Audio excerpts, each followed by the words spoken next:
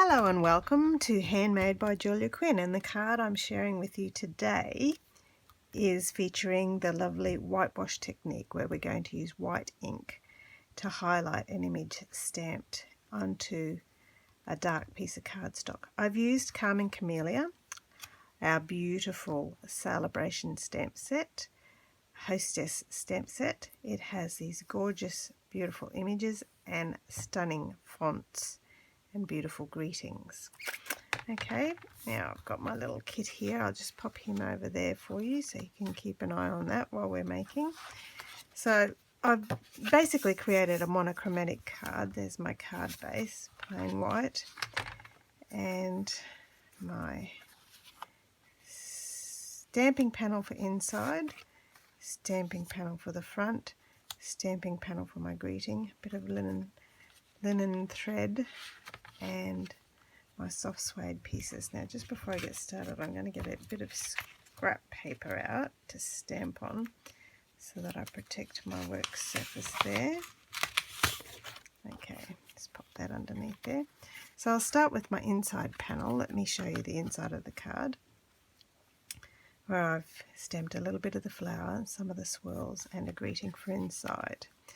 Okay, I'm using soft suede ink and soft suede cardstock and crumb cake cardstock, so basically a monochromatic card. And I have found monochromatic colours work really well using this stamp set actually. Now I've just re-inked my ink pad there, so I might stamp my flowers on the front panel first so that we get all the juiciness out of the way, so it's not too juicy for the inside panel. Okay, there we go. There's my front two pieces there, and now another stamp flowers for inside my card. There we are. Okay, just clean my stamp there, and then while I'm here on my panel, whoops, I'll stamp my greeting for inside my card. You're in my thoughts today. Clean my stamp off, and I'll do a couple of little swirly bits. See the little swirl inside and also on the front of my card. So a few little swirly bits here and there. And there we go. So that's the inside of my card done. So pretty, so pretty. And then some swirls here and there on my front panel. Some of these, of course, will be covered by the greeting. And while I've got my ink out, the last thing I'll do is stamp Happy Birthday on this little piece here. Okay. And there we go. All stamping complete with the soft suede. Okay, now we will pop that aside. With this gorgeous image here, stamped in the soft suede on the crumb cake cardstock, it looks beautiful and that would make a really lovely card. But when you add white craft ink to it, I'm just going to use my re-inker and squish a little dot there inside the tray of my ink pad. You can also squish ink onto one of our blocks and use that as a paint palette, but this way I don't have to clean it up when I'm done. I can just close up the ink pad and it's there ready for next time I want to use it. And I'm using a blender pen. These come in a set of 3, and you can use them with our inks, with watercolor pencils. You scribble some marker on your block and pick up the ink that way and do some colouring in. They enable you to do colouring in with most mediums, and they're not quite as watery as our water painters. So they can feel like they give you a little bit more control when you use them. My favourite actually is to use water painters. I absolutely love water painters. But you can't really do it on this technique because the water painter will make the ink bleed from your stamped image underneath. Okay, so I'm using the blender pen for this one so that I'm protecting the integrity of the stamped image underneath. Okay, now when the ink dries, it actually dries lighter than when I've coloured it. Okay, so it looks quite dark now, but as it dries, it will dry much lighter than what I've coloured. And this is the same as any kind of watercolouring and painting. The more ink you put on, the darker the image. You can dilute the ink by swishing it around a little bit before you colour with it.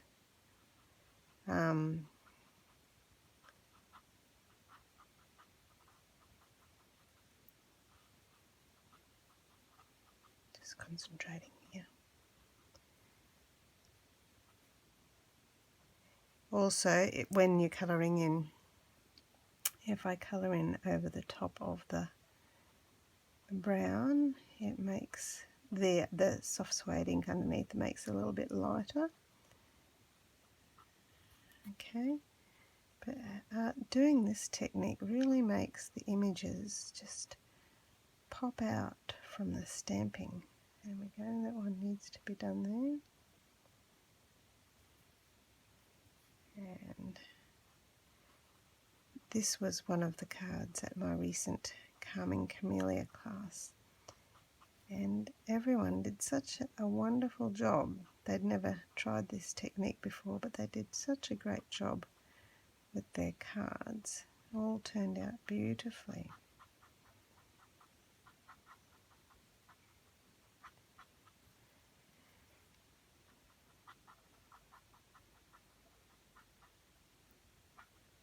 Okay, a bit more.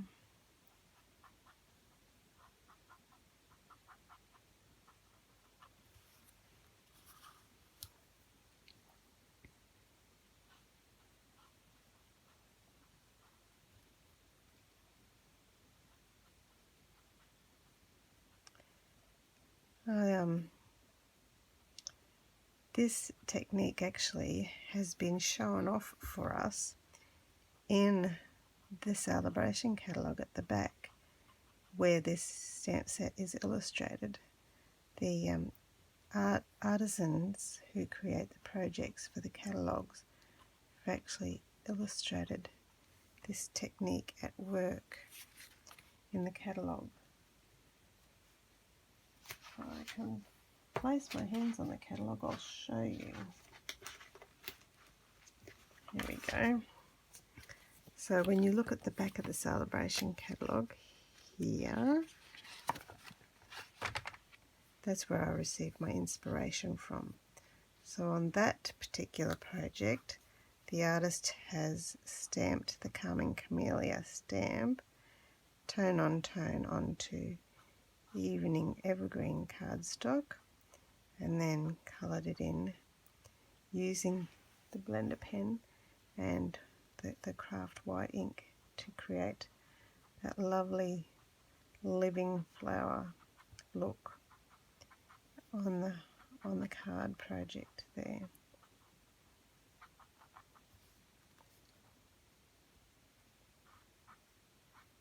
I'm trying to avoid some of the detail lines so that they still show up as detail on my flower as I...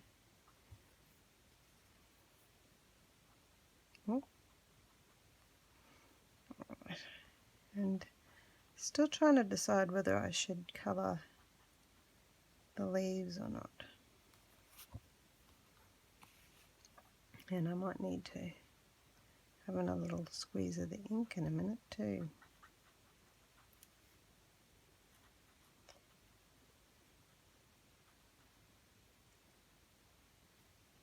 These blender pens are the same as watercolour water painters to clean also.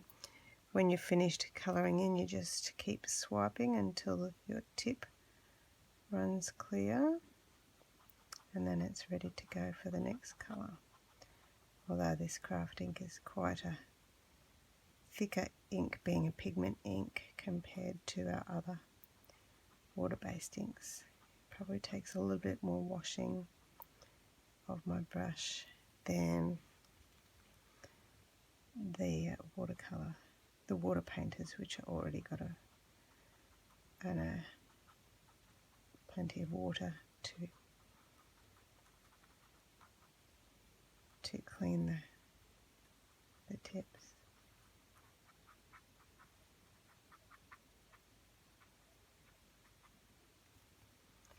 Almost done.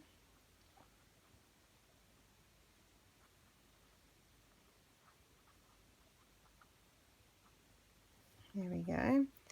And now I'm just going to add a few little, this one here, on there.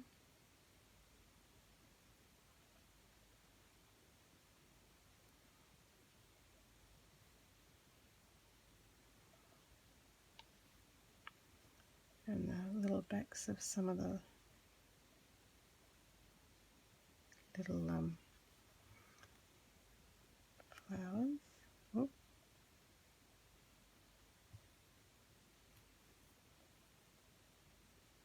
Just little backgrounds there.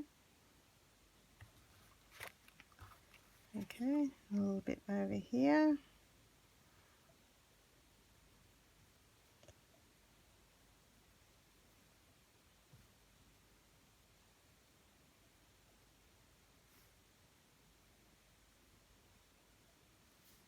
Just adding a few little dots here and there. Just to complete the image. Highlight a few bits and pieces. And I've left, should I do the leaves? I've done one leaf there, so I might just draw along some of the leaves just to pick them up a bit.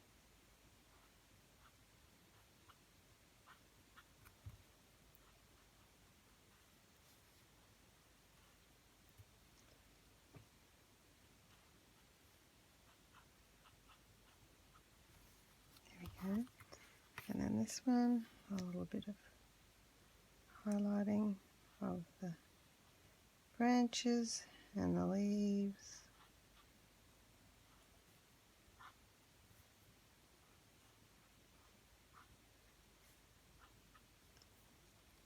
And this one over here. Whoop.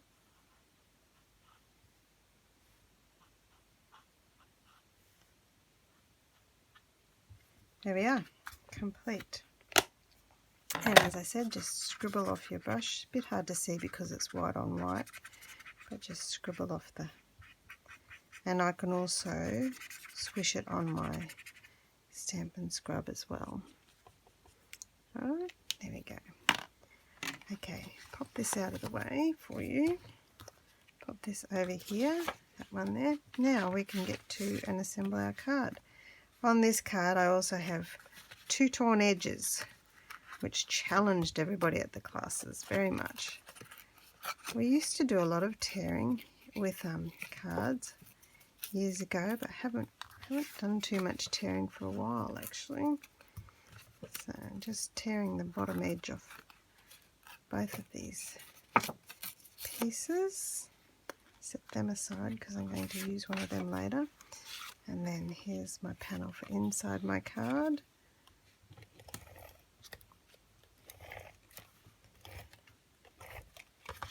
And line that up with the top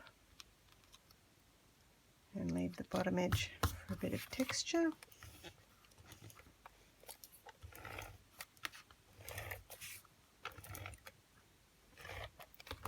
There we go, put that inside my card.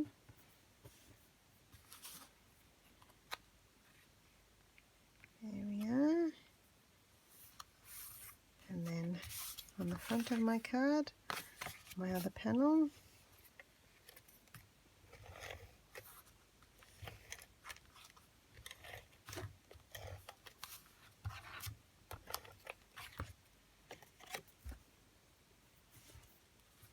a little bit of glue on my fingers, and it's getting me into all sorts of strife. Here we go. Pop the front on there.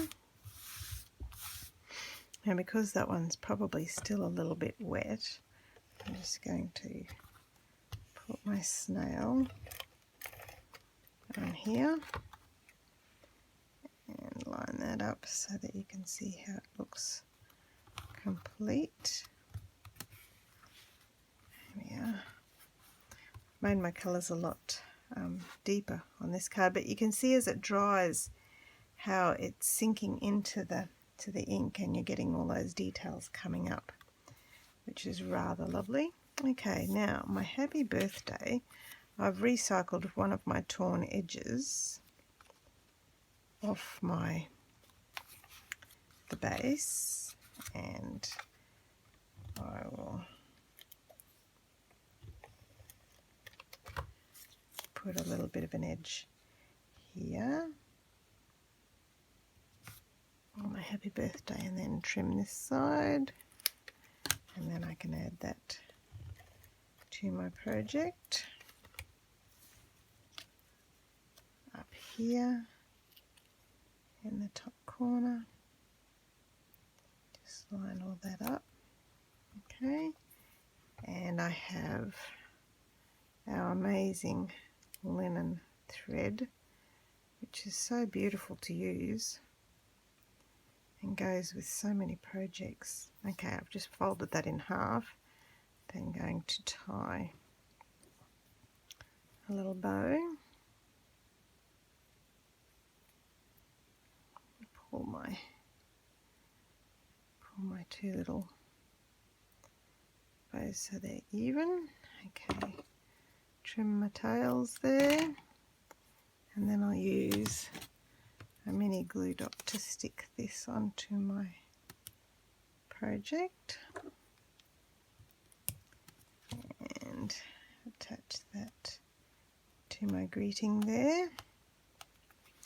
And then my last thing to do is to add some pearls to my project, which just pick up on that gorgeous whitewash painting, and just add a few around the bouquets, one in there and one there, one up there.